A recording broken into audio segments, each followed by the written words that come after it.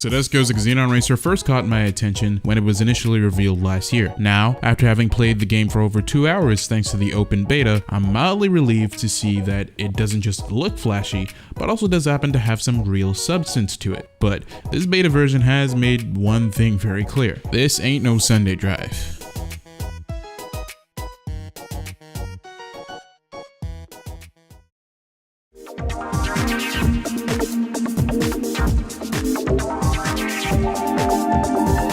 Being an arcade racer, one might expect a Xenon Racer to be approachable and simple to grasp. This is true, but only to an extent. While Xenon Racer isn't as complex as a proper racing sim, it's definitely on the more challenging end of the spectrum when it comes to its driving mechanics. Seeing that the whole theme of the game is getting behind the wheel of semi-futuristic speeding bullets, the levels of speed these racers get up to is a lot faster than traditional road-based racing games like Forza Horizon and The Crew 2. Rather, Xenon Racer is essentially if F-Zero or Wipeout had wheels. That said, games like those benefit from playing a bit differently than a traditional road-based racer, opting to allow you to stray from left to right since you're hovering and not rolling. With a Xenon Racer, however, since your car is still rolling rather than hovering, this makes pulling off similar high-speed maneuvers a tad more difficult. It doesn't help that it seems that the developers at Tedesco thought it would be kind of funny, maybe, to break everyone in the hard way by opting to include 2 tracks in this beta, Tokyo Garden and Lake Louise Forest, that are noticeably quite advanced. Each track in a Xenon Racer has a 5-star difficulty rating, and both of these tracks nearly hit that full amount. Thus, the learning curve hasn't been the smoothest thing for me to flow into.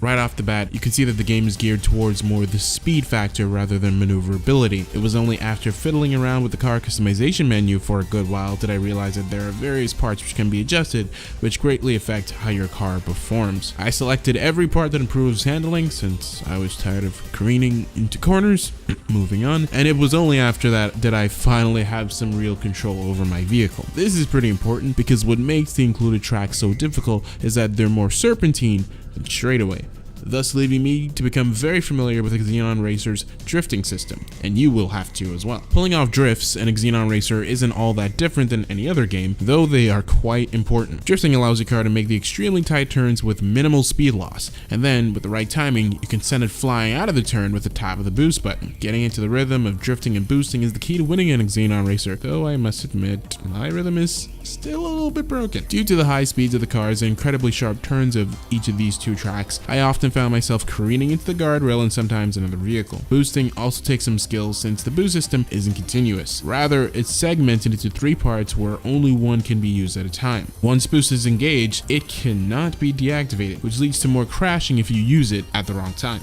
Added to all this is the car's health. Any impact will result in a drop until the car becomes totally destroyed and gets reset. This of course causes you to lose time as well as lose your position in a race, and it'll be very hard to regain any of that. All of these features are very similar to most futuristic racers, but again, it's the fact that you're still driving rather than semi-flying in a Xenon Racer that makes it different. While admittedly frustrating though, it does help the game stand out. That's important because other than that and the amazing design of its vehicles, I haven't found anything about Xenon Racer that makes it wildly unique when compared to other arcade racers. The track design is beautiful visually, but there isn't anything like hazards or environmental challenges, at least not from what I've played here in the beta. So when it comes to uniqueness, Xenon Racer seems to be banking on its deliberately wayward take on the futuristic racer subgenre combined with its difficulty. If these 2 tracks in this beta were anything to go by, I wouldn't be too surprised if most of the full game ends up being just as challenging, if not more. This all culminates in a racing experience that seems to be targeted more